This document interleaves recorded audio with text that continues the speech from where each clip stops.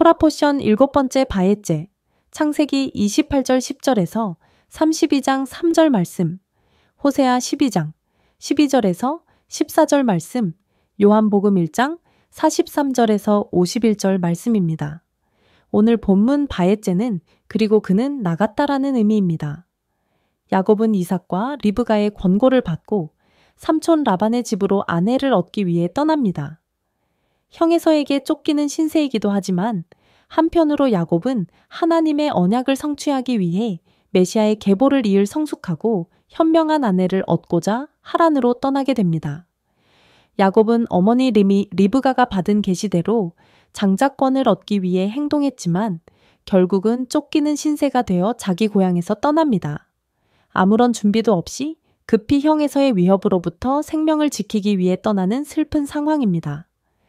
그는 브엘세바에서 하란으로 가는 길에 루스에 머무르게 됩니다. 거기서 돌을 베고 자는 동안 하나님의 임재를 경험하게 됩니다. 창세기 28장 11절에서 14절 말씀입니다. 한 곳에 이르러는 해가 진지라 거기서 유숙하려고 그곳에 한 돌을 취하여 베게 하고 거기 누워 자더니 꿈에 본즉 사닥다리가 땅 위에 섰는데 그 꼭대기가 하늘에 닿았고 또 본즉 하나님의 사자가 그 위에서 오르락 내리락 하고 또 본즉 주께서 그 위에 서서 가라사대 나는 하나님이니 너의 조부 아브라함의 하나님이여 이삭의 하나님이라. 너 누운 땅을 내가 너와 네 자손에게 주리니 네 자손이 땅의 티끌 같이 되어서 동서남북에 편만할지며 땅의 모든 족속이 너와 네 자손을 인하여 복을 얻으리라. 주님께서 아브라함과 이삭에게 약속하신 것처럼 야곱에게도 땅과 자손과 복에 대하여 약속하십니다. 하나님께서는 야곱이 아브라함과 이삭의 뒤를 이을 자라는 것을 확인시켜 주십니다. 15절 말씀입니다. 내가 너와 함께 있어 네가 어디로 가든지 너를 지키며 너를 이끌어 이 땅으로 돌아오게 할지라. 내가 내게 허락한 것을 다 이루기까지 너를 떠나지 아니하리라 하신지라. 이 언약은 인간이 이루어낼 수 있는 것이 아닙니다. 하나님만이 이 언약을 가능하게 하십니다. 하나님께서 친히 말씀하시길 내가 너와 함께 있어 이 언약을 지키시겠다고 하십니다. 이것은 예수와께서 믿는 자녀들을 향해 말씀하신 것을 상기시킵니다. 마태복음 28장 20절 말씀입니다. 볼지어다 내가 세상 끝날까지 너희와 항상 함께 있으리라 하시니라. 우리가 주님의 언약 안에 있으면 주님께서 친히 우리를 지키시고 보호하시며 언약의 축복을 받게 해주실 것입니다. 그리고 야곱이 본 사닥다리는 하나님과 이스라엘 민족 사이의 특별한 관계, 언약의 계승, 하나님의 임재를 상징하며 신앙과 소망의 상징으로 자리 잡았습니다. 이를 통해 이스라엘은 자신들의 정체성과 사명을 깨닫고 하나님께 더욱 의지하며 살아갈 동기를 부여받았습니다. 나아가 이것은 궁극적으로 그리스도를 통한 구원의 약속으로 연결되며 곧 모든 인류를 위한 희망으로 확장됩니다. 사닥다리는 예수와께서 요한복음 1장 51절에서 직접적으로 언급하셨습니다. 하늘이 열리고 하나님의 천사들이 인자 위에서 오르락 내리락하는 것을 보리라. 이는 야곱의 사닥다리가 단순한 꿈 이상의 상징으로 메시아 예수와를 통한 하나님과 인간의 궁극적 연결을 예표한 것으로 해석됩니다. 즉, 사닥다리는 이스라엘에게 하나님과의 언약의 상징이기도 하지만 더 나아가 모든 민족에게 예수와를 통한 구원의 메시지를 전하는 연결로서 확장됩니다.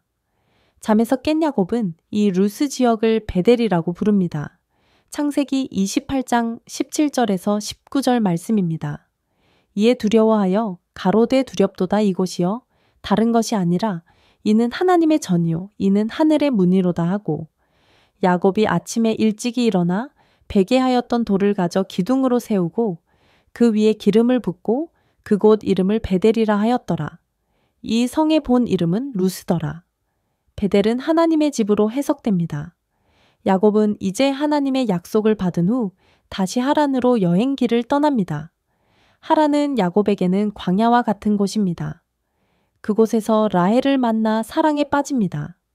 그리고 라헬을 아내로 맞이하기 위해 7년 동안 삼촌 라반을 위해 일합니다. 창세기 29장 18절 말씀입니다.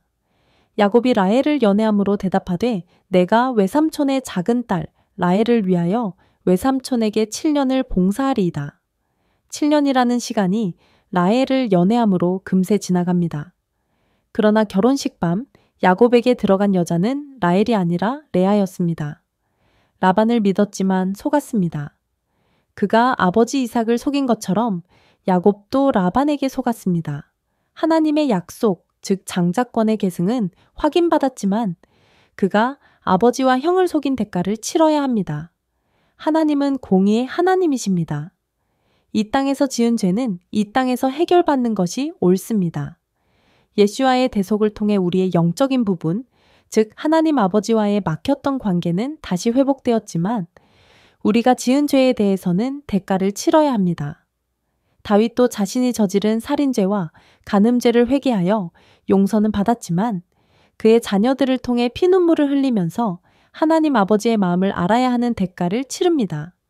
밧세바의 아들이 죽게 되고 다윗의 자녀들 암논, 다말, 압살롬 사이에 비극이 생깁니다.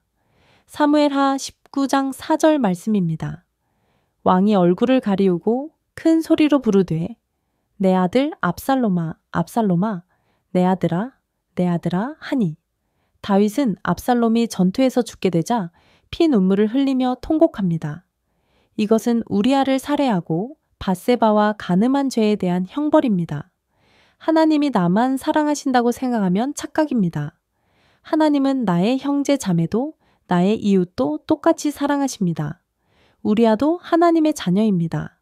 다윗이 우리아를 죽였을 때 하나님은 심판관으로서 다윗의 죄를 처벌하십니다. 이것이 공의의 하나님의 성품입니다. 야곱이 형에서와 아버지 이삭을 속였을 때 야곱도 똑같이 속임을 당합니다. 얼마나 정교한 인생 드라마입니까? 결혼식 밤에 어떻게 신부가 바뀌었을 거라고 상상이나 할 수 있습니까? 그러나 행한 대로 받습니다. 예수와께서도 너의 이웃을 너의 몸과 같이 사랑하라 하시며 다른 사람이 내게 해 주었으면 하는 행위를 하라고 가르치십니다. 이것은 긍정적인 표현이고 반대로 뒤집어 보면 남에게 해를 끼친 만큼 자신에게 돌아오게 된다는 참으로 두려운 인생의 가르침입니다. 라반에게 속임을 당했을 때 아마도 야곱은 자신의 잘못을 깨달았을 것입니다. 그리고 라반의 계략을 인하여 라헬을 위해 또 다시 7년을 일합니다. 결과적으로 레아를 위해 7년, 라헬을 위해 7년, 총 14년을 두 아내를 위해 일하게 됩니다. 하나님의 계약 안에 들어간다는 것은 주님께서 우리를 입양하시는 것과 같습니다. 아버지의 합당한 아들이 되기 위해서는 그에 맞는 교육이 필요합니다. 즉 인생 교육입니다. 야곱은 쓴 물을 마셨지만 하나님이 원하시는 모습으로 변해갑니다. 14년의 세월을 통해 인내를 배웁니다. 기다림입니다. 쉽게 아버지 이삭을 속여 장자권을 가져왔지만 장자권의 약속을 함께 이룰 아내들을 얻기 위해 14년의 인내심이 필요했습니다. 히브리서 12장 6절에서 9절 말씀입니다. 주께서 그 사랑하시는 자를 징계하시고 그의 받으시는 아들마다 채찍질하심이니라 하였으니 너희가 참음은 징계를 받기 위함이라. 하나님이 아들과 같이 너희를 대우하시나니 어찌 아비가 징계하지 않는 아들이 있으리요. 징계는 다 받는 것이거늘 너희에게 없으면 사생자요. 참 아들이 아니니라. 또 우리 육체의 아버지가 우리를 징계하여도 공경하였거든. 하물며 모든 영의 아버지께 더욱 복종하여 살려 하지 않겠느냐. 우리의 구원은 값싼 구원이 아닙니다. 하나님의 독생자 예수와의 피값으로 받은 것입니다. 그러면 그 구원에 맞게 행동해야 합니다. 우리의 구원을 소중히 여기며 예수와의 형상으로 빚어져야 합니다. 주님께서는 나를 따라오려거든 날마다 너 자신을 부인하고 네 십자가를 지고 나를 따르라고 하십니다. 이것이 야곱과 우리에게 주시는 말씀입니다. 장자권 받은 자처럼 구원받은 사람처럼 살아라. 그 구원을 이루어 가시는 분은 하나님이십니다. 그러나 우리에게는 구원에 합당한 훈련이 필요합니다.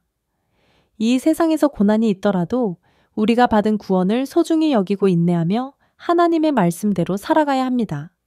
우리가 주님 앞에 순종하며 살아갈 때 주님께서 친히 구원을 이루어 주십니다.